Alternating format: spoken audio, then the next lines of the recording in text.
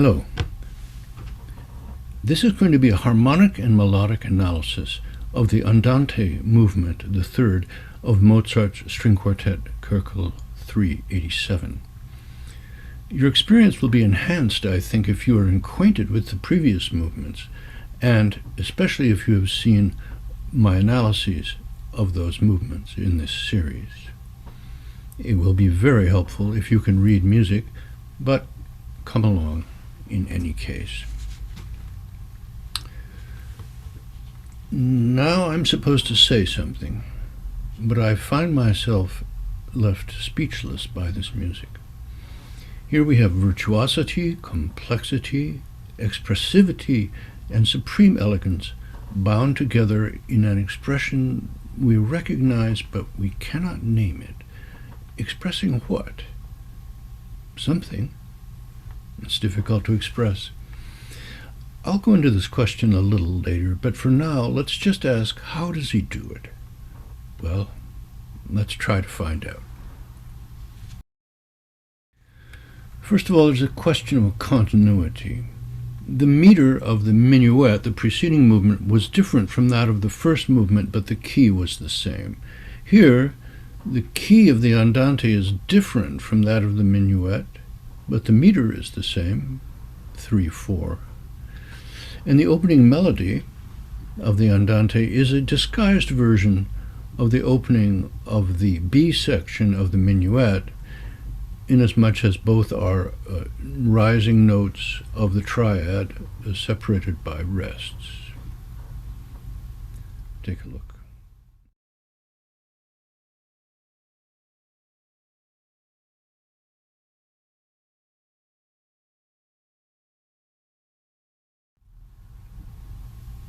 Another disguised relationship of the Andante opening and that of the trio of the minuet.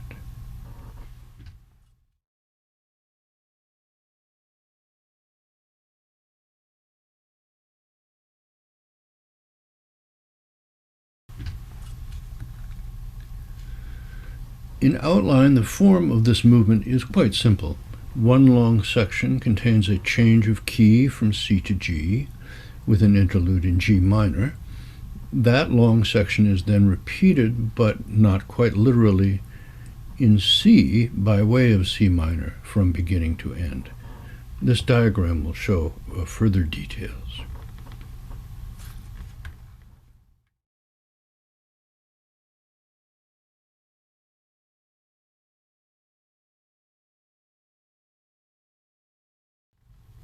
I spoke in the analysis of the minuet of how Mozart used threaded throughout the music genetic code, bits of material, DNA, that brought a movement or several movements together into a higher unity. We see this again here. You know, Mozart said of these quartets dedicated to Haydn that he'd never worked harder than on this music. And Haydn, upon hearing this music, remarked to Mozart's father, "Before God and as an honest man, I tell you that your son is the greatest composer known to me, either in person or by name. He has taste and furthermore the most profound knowledge of composition."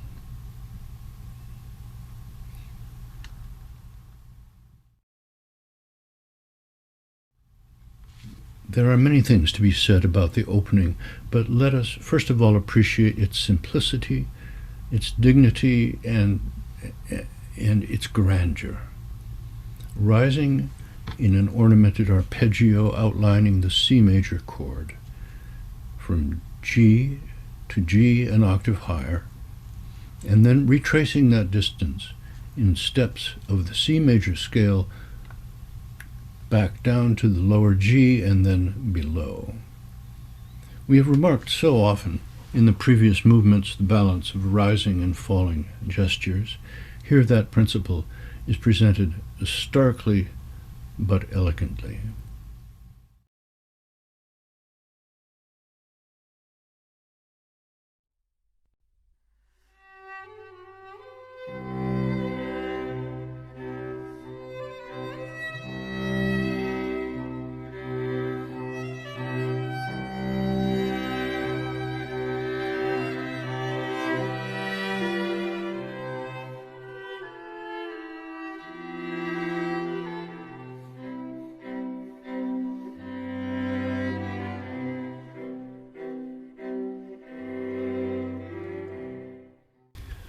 The rise and fall of the line here is so immediate and obvious, we might as well make explicit what is at work here. Nothing unique to Mozart, far from it. Some examples.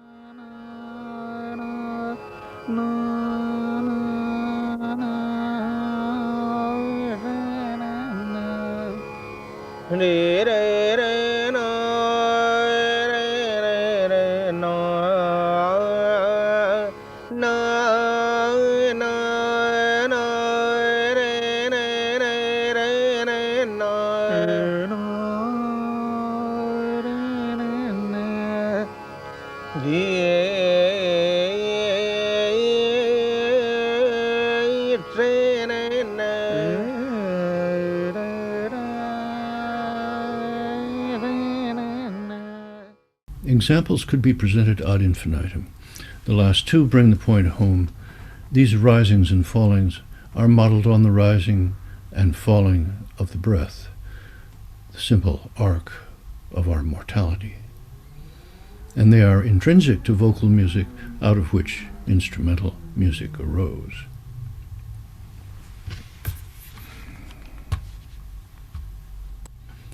In the fourth measure, there appears a rhythmic motive that we will see and hear frequently.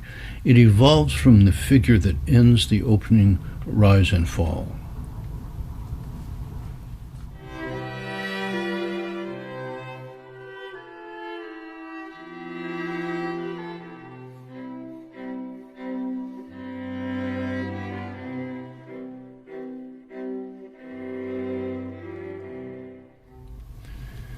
Curious, isn't it, how the melody can't stop ending? Mozart could have spent a little more time on the second beat of measure 4. There are indeed cadential dominant tonic chords there.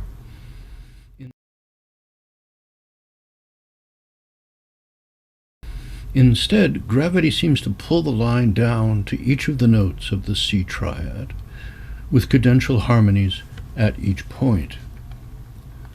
One of the forces that drives this process forward is the use of unstable sounds on the strong first beat of the measure. What I mean is, the strong first beat of the measure is in some more or less subtle way the destination of the measure preceding. It is a point of arrival. If we're given a strong and satisfactory untroubled harmony there, then the feeling of arrival is achieved.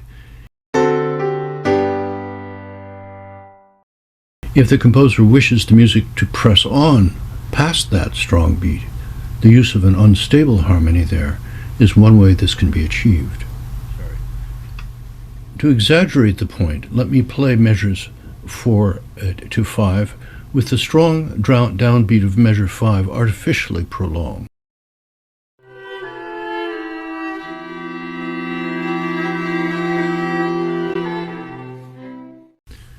Do you hear the tension, the dissonance of the harmony there? And what is the character of this motive? It involves the repetition of a note 5 times, then another note 2 times. It has a plodding quality. It always ends with a descending figure. There's a heaviness to it. So, after multiple reiterations in measures 8 through 11, Mozart offers something to balance both that motive and the solemn opening Violin 1 takes off on the first of several flights into the stratosphere.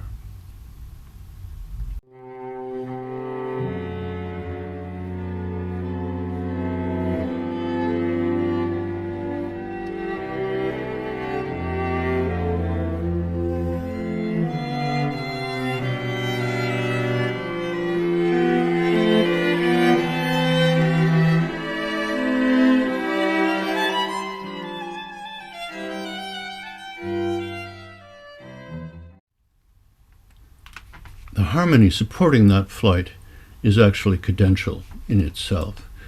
And with the cadence at measure 14, a new triple rhythm is heard and leads to a series in the cello of upward and downward curves as though a reply to the fabulous flights of the violin. The cello's curves move in a sequential pattern that begins on C in measure 14 and ends on G in measure 18, and shows the beginning of a modulation to G major. The six-note rhythmic motive persists in the first violin and viola.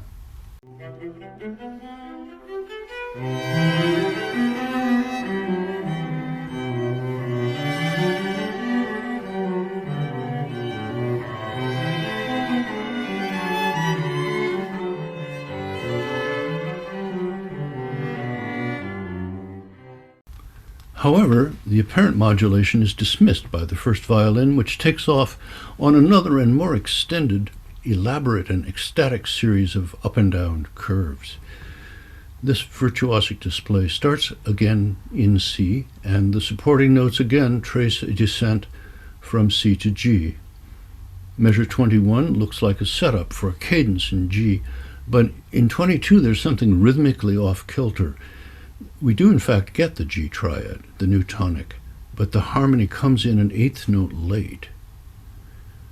The pattern in the cello, viola, and violin too recalls the forte piano in the opening, but instead of the elegant rise of the first violin, we get a disturbing descent by half steps, and in measure 23 the appearance of pitches not heard before, B flat and E flat, harbingers of a full cadence not on G major, but on G minor, in measures 24 and 25.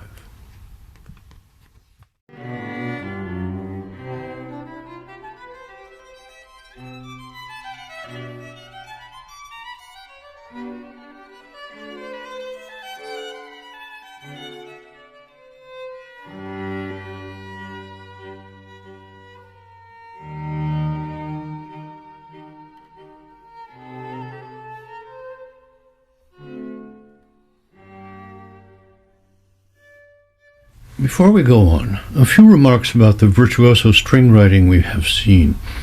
Mozart played many instruments, but he performed publicly on the violin, the viola, and the piano or whatever keyboard was at hand. Whether he intended to play these passages himself, he could have. The point is, he knew what he was doing. It's said that the viola was the string instrument that he preferred to play.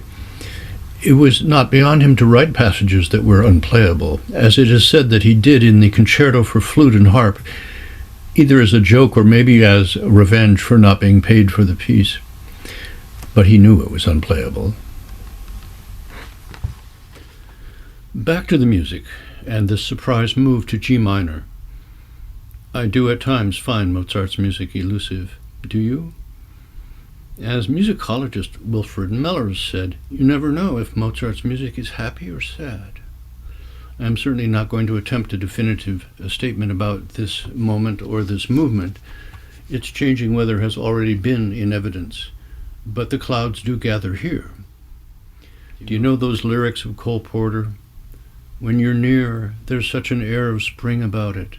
I can hear a lark somewhere begin to sing about it.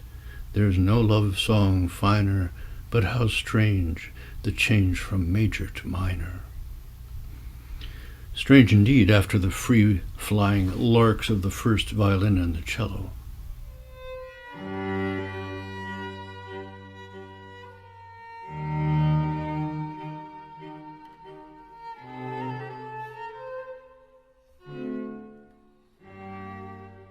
Let's look at this passage. In measure 25, the arrival on the G minor triad, and then a series of imitations ensues. Do you know what I mean? At measure 25, violin 2 initiates a pattern in triple rhythm recently introduced by the cello. In measure 26, the viola plays the same pattern, an octave lower. In measure 27, the first violin, an octave higher, plays it as well. Thus, a cascade of a pattern which ends when all three instruments play the pattern in unison, forte.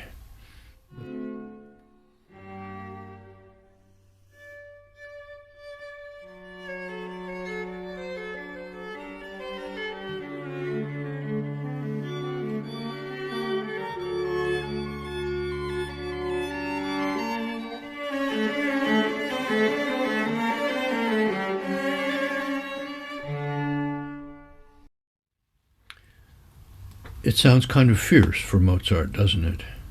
Well, consolation is at hand. The gray clouds of the minor are dispersed, with a return to the major, G major, with a phrase repeated 3 times, each time varied in numerous ways. The motive's 3 repeated notes are still here, though disguised.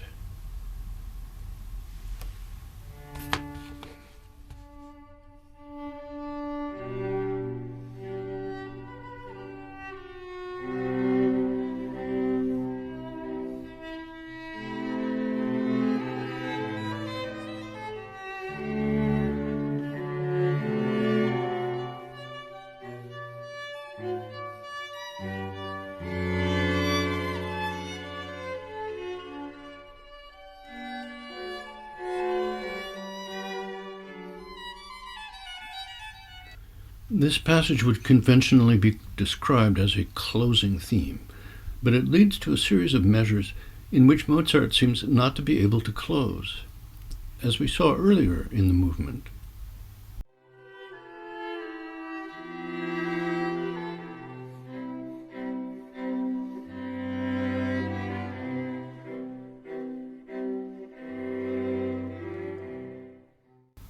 We're approaching the midpoint of the piece, and the ending process is extended through a series of imitations of a cadential motif. The first group of these are all ascending, measures 42 to 44, the second group descending, 46 to 47.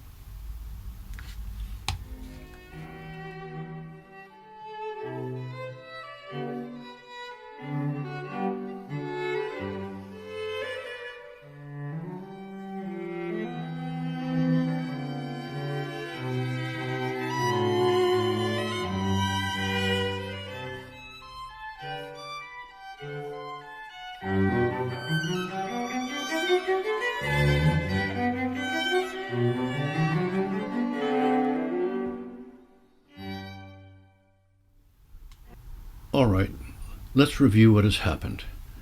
Measures 1 through 14 explore the C major scale and harmonies, ending with what turns out to be several virtuosic flights in the first violin.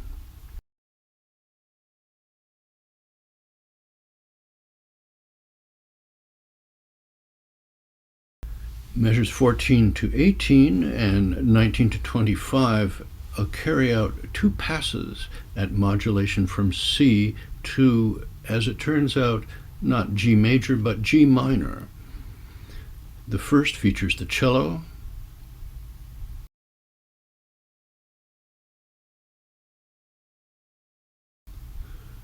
the second, the first violin.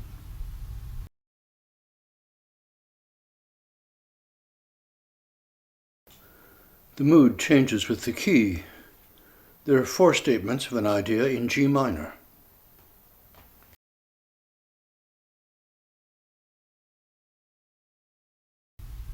And 3 statements, each much varied, of an idea in G major.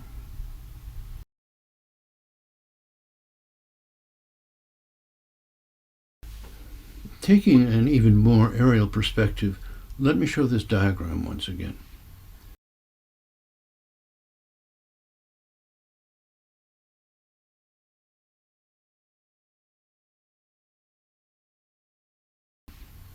We've seen a C major area, a transition to G minor, an area in G minor, then one in G major.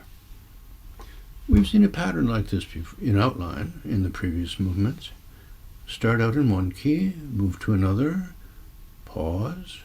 After this, we expect in some shape or form a return to the key of the opening, then stay in that key, then end. Let's see.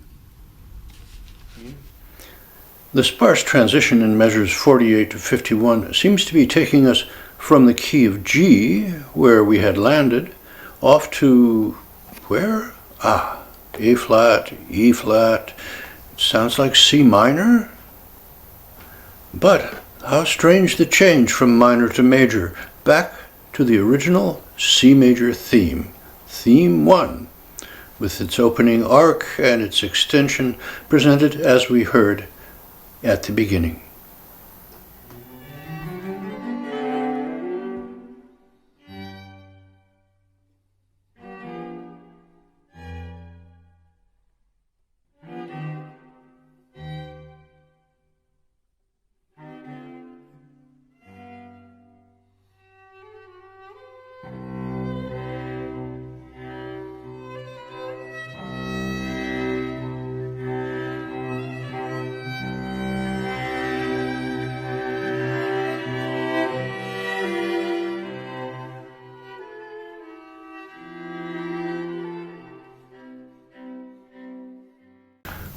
What follows is indeed very strange.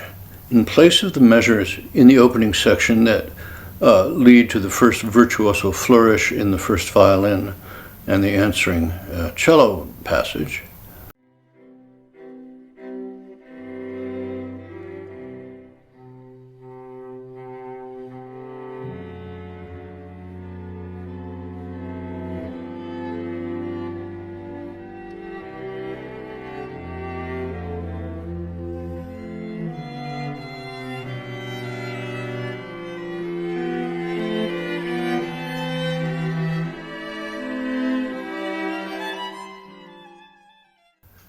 here we have 11 measures featuring an unadorned series of statements of the 6/8 note rhythmic motive that we've heard in various forms throughout, moving through a very strange series of harmonies until abruptly arriving at G major.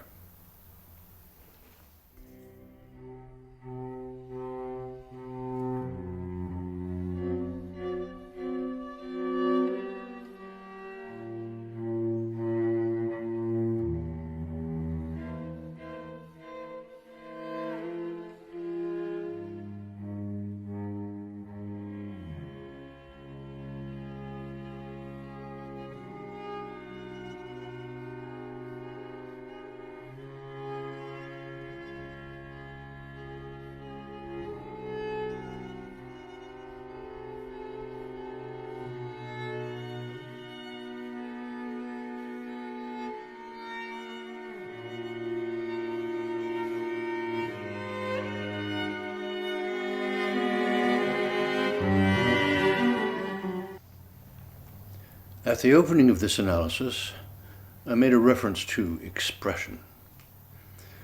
Let's think about that for a minute.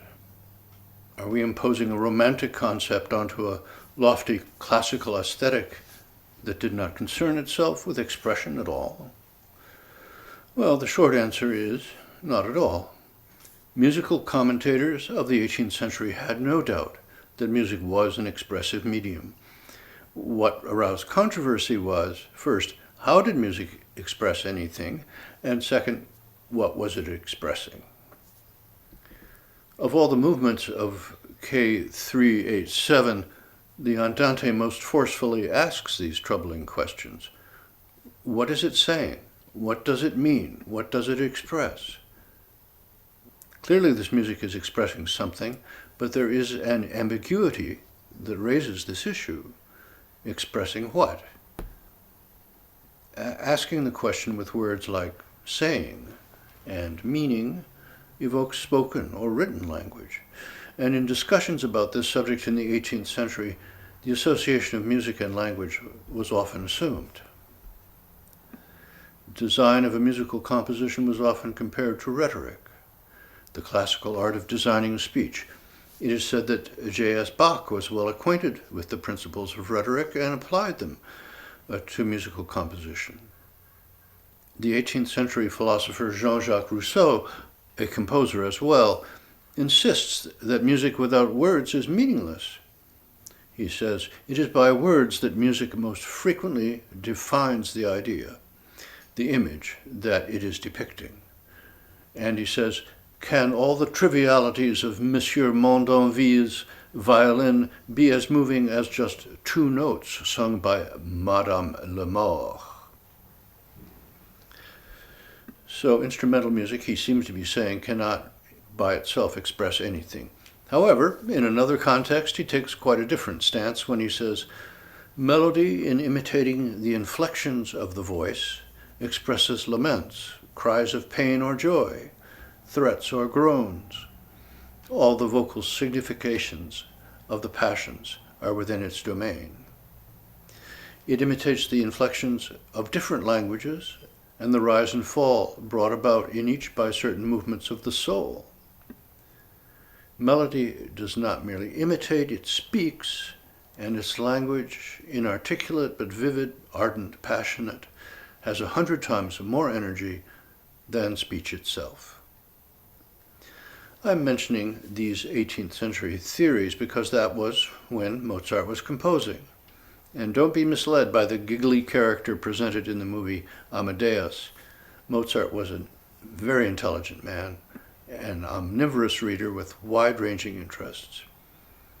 Let's assume he was aware to some degree of these controversies and was concerned with expression in music as both a philosophical and a practical matter.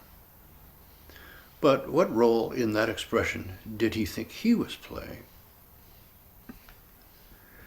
Here he is writing to his father about the first performance of his Symphony No. 31.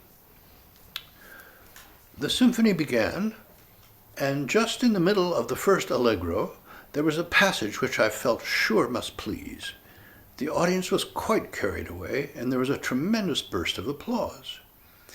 But as I knew when I wrote it what effect it would surely produce, I introduced the passage again at the close, at which point there were shouts of encore. All last movements here, I observed, begin with all the instruments playing together and generally in unison, so I began mine with 2 violins only, piano, for the first 8 bars, followed instantly by a forte. The audience, as I expected, said, 'Hush,' at the soft beginning, and when they heard the forte, began at once to applaud." The passage, this letter, shows us a number of things. That Mozart was ultimately concerned not with self-expression, but with the effect of the expression upon his audience. It shows us that Mozart was a highly conscious composer, by which I mean he was not running on sheer intuitive genius alone. He was aware, he was conscious of the effect his music would have. He was a dramatist. Self-expression? What self? Which character? The Romantic movement was well underway in the latter half of the 18th century, but I expect he had no time for romantic self-absorption. After all, composing was his business, and he drew upon his imagination to pay the bills. I also expect he was as surprised and delighted at the ideas that occurred to him as we are. That letter shows us as well that his audience was musically educated, and they had certain expectations, which is to say, there were conventions in this music with which they were acquainted, and they were delighted when Mozart surprised them. Returning to the Andante of K387, 387, I tossed the question to you. What is expressed here? It is very far removed from the drama of the first movement's development section or the plaintive voice of the trio in the minuet, is it not? I suppose by now I have arrived at my answer, but it has no authority. You are the authority, as this is your Andante, your quartet, your Mozart.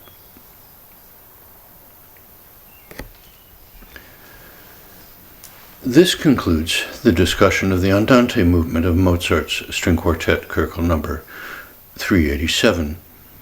I mentioned above a performance of this movement by the Sierra String Quartet. I would like, having gained their permission, to show you this performance. It took place as part of the remarkable series of digital concerts, streaming concerts, presented by Ian Scarf and his Trinity Alps Chamber Music Festival. Thanks to all concerned. I love this performance because of their physical involvement in the music. It's very illuminating. I hope you enjoy it. Incidentally, if you like my approach to analysis and would like to work on some music with me, I teach in person as well as on the Zoom platform. Contact me through my website, www.waldenjenks.com. Please get in touch.